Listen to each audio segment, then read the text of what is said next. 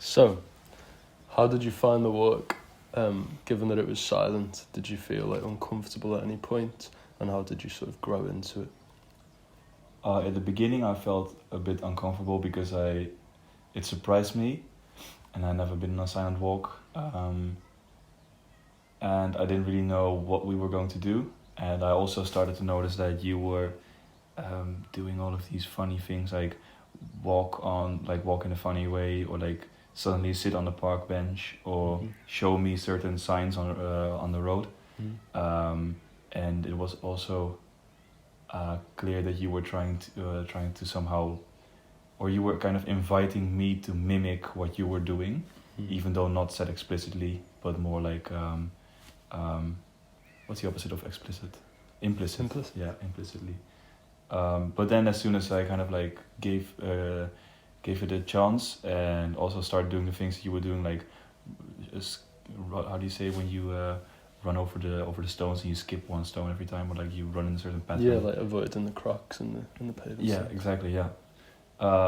As soon as I started doing it, it started all to become, I guess I loosened up a bit throughout the walk. So did you find like the use of headphones and sort of sound that was being sort of manipulated quite interesting?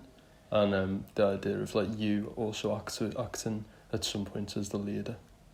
Yeah, so when it comes to the sound, I didn't really experience the sound to be, I guess because I sensed that we were playing a certain narrative that was not outspoken, but more like, how do you say this, theatrically, like how do you call this, like with your body, like an abstract sort of. Yeah, I guess so. Yeah.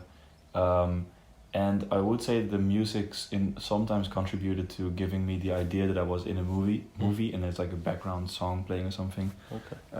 In that sense, it I wouldn't say that it had a very active or like a very strong force on my mood or whatever. It was more like a background thing where I just felt like this. If this would have been a movie, then this song would have fitted well here, or it would not have fitted well. Yeah. Great. Did you feel like at any point, like, oh no, like I just want to start speaking again? Yeah, there was one moment where at the beginning of the walk, I had rolled a cigarette before we went on the walk, and I was really looking forward to smoking that cigarette. And then when you got me to the point where you gave me the ticket and instructed me on that we were going to do a silent walk, I found out that my lighter that didn't work. I had a broken lighter on me, and that was the only one I had, and I was dying to smoke that cigarette.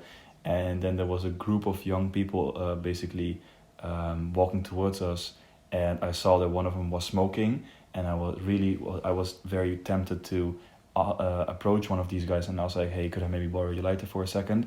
But that was the moment that, I'm not gonna already ruin the game if we're like 5 seconds in. So there was a moment where I was a bit puzzled, like how am I going to approach this person asking for a lighter without using words? Yeah. It's probably gonna sound very rude, or it's gonna be very rude if I make gestures, or like tap him on the shoulder and then make like a gesture that's indicates that I need a lighter. Yeah. So I kind of tried to light my cigarette with a broken lighter for the 5 minutes the 5 following minutes, as you might have noticed. Brilliant. Thanks very much for coming on the walk.